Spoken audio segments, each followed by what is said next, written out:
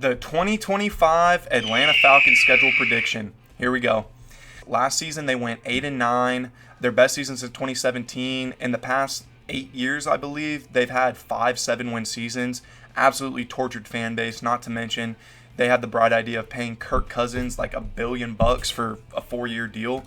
I mean, this is ridiculous. I don't even think he's going to be starting this year. I think Penix is taking over, which is kind of concerning, seeing that Penix went 1-2 in those last 3 games that he started, 3 touchdowns with 3 interceptions. The only game he won was against the Giants. So yeah, they started 6-3, ended up losing 4 games in a row and just collapsed in the back half of the season. So fans are really going to want to see some improvement here. Lucky for them, they really focused on defense. I believe defense was a huge reason that they ended up slipping towards the back half of the season there. To shore up the defense, they went ahead and took James Pierce and Jalen Walker there in the first round. Traded a lot to get Pierce, but that's going to end up helping them, I believe. Really solid duo there on the edge. I mean, I expect a lot from these 2 rookies. I mean, either one of them could easily win Rookie of the Year. Bijan went for 1,500 last year. If he can repeat that, I mean, the Falcons will definitely have some success. The real bright side of all of this is they have 5 primetime games, but Kirk's not going to be playing. So that's definitely going to help them out a lot. We're going to start off here week 1 versus Tampa. This is a home game. I actually think the Falcons take this one. Tampa, I mean, they're kind of on an even playing field. Atlanta finished second in the South last year, but they definitely could have won the division. I believe they split with Tampa last year. I could be wrong on that. Week 2, we go into Minnesota. This one's interesting because you have 2 of the rookie quarterbacks from last season that didn't see very much playing time. I mean, Penix had 3 games. J.J. McCarthy missed the whole season, but I have Minnesota taking this one. Falcons go into Carolina. I see them beating Carolina. Not very high on them this year, but then get coolered here by Washington. Buffalo on this is week 6. I believe that's prime time. I think it's a Thursday night game maybe. But both of these week 6, week 7 games are prime time.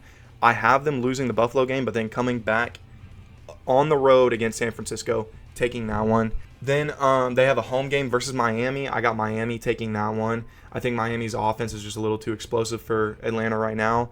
We got Atlanta at New England. I think they take that one, but then come back, AFC South opponent, take this loss to Indianapolis. Indy, it's kind of one of those teams, you know, I'm not super high on them. I don't know how Richardson's going to play this year.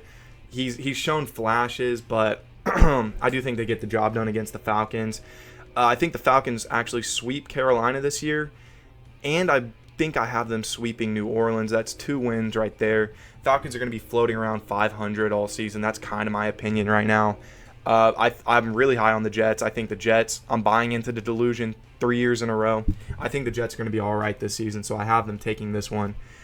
Then we have a home game against Seattle. Seattle, I have winning that one. Falcons go into Tampa.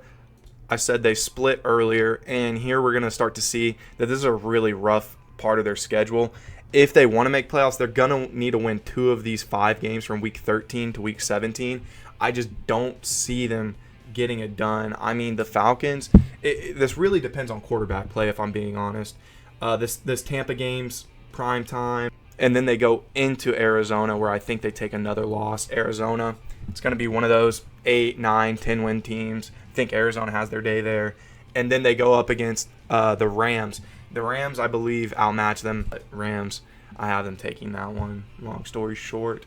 And then finishing out the year with a win here against New Orleans. Vegas actually has the Falcons winning 7 games this year.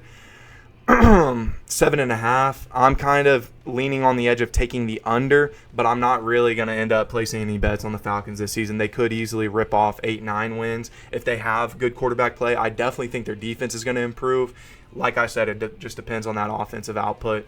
We know Bijan's going to be good. Can Kyle Pitts step up? Can Penix be the quarterback that they need here to succeed? I have the Falcons winning 7 games this season.